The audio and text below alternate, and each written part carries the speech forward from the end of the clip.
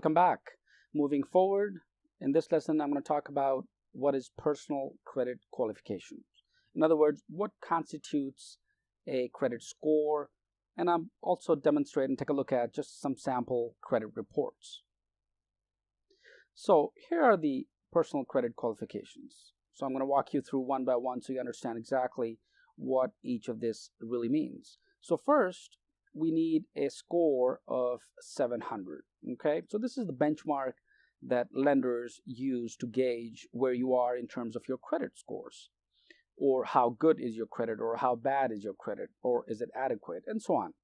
So the score of 700 and above is typically considered as good credit, and scores lower than 700 is considered adequate or low credit. And of course, there are various factors and benchmarks that lenders use, such as, have you missed any payments in the last year or so, or have you defaulted, and so on. Second is the 30% debt to credit ratio. So a good personal credit qualification, or a good score rather, or what lenders look at, is your debt equity ratio. Now, what this simply means is how much debt you have in total versus your actual equity or credit.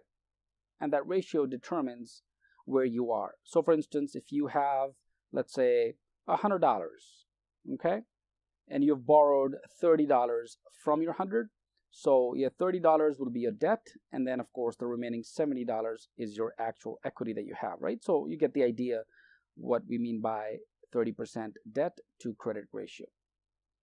And that's not a typical or a specific number. 30%, you could be 35% debt and so on, or 40% debt. It's just on average a good score or personal credit qualification constitutes a 30% debt to credit ratio. Third is no bankruptcies. So in the last year or previous years, you have not declared bankruptcy under Chapter 13 or Chapter 7.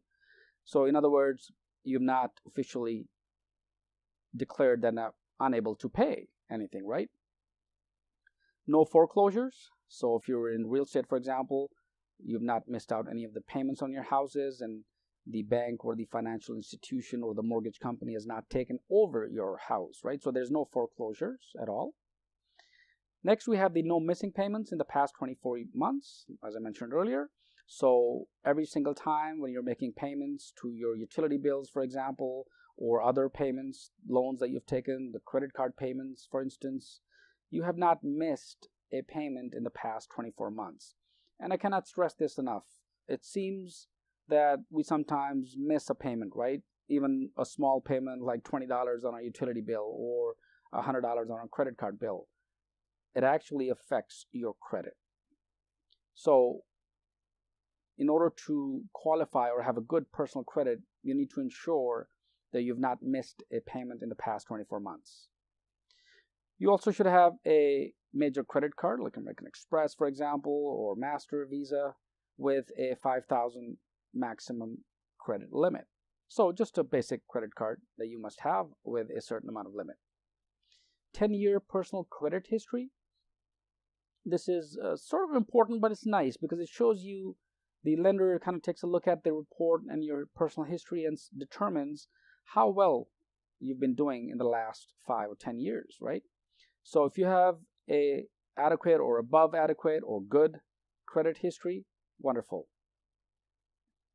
And last, of course, experts like us at DVI Global, we have the tools and the experience to make you qualify. So even if you do not have any one of these, or if you've missed any one of these options that I just discussed, no worries.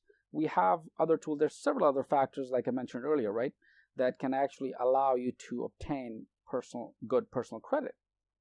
And that's what exactly we do at DVI Global. So just to give you an idea what constitutes a personal credit qualifications criteria. Next, let's take a look at sample credit score. So here you can see that the reporting agencies such as TransUnion on the left and then Equifax on the right side, they've both provided us a sample credit score of 834, which is excellent. The highest credit score that you can obtain or reach is 850, as you can see, and then of course the lowest is at 300.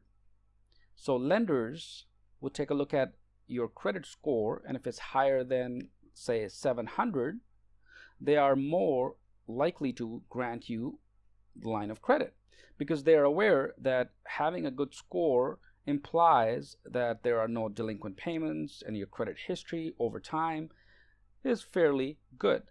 So I just wanted to give you an idea of a sample credit score. And of course, last, I'm going to talk about, just briefly show you the sample credit report, right? So this is what the actual credit report looks like. And there are 3 reporting agencies on here: the Experian, TransUnion, and Equifax. And they kind of give you in the first section, they give you the information about yourself, and then the consumer statements in section B, and then the third section is your summary information. So based on your real estate accounts, your revolving accounts, your total accounts, and of course your account summary, and each of these agencies kind of take a look at these factors and then give you the detailed report. So in this lesson, just wanted to cover the importance of your credit score and some of the qualification criteria and how we can help you obtain good credit score. So I hope this helps. Let's move to the next lesson.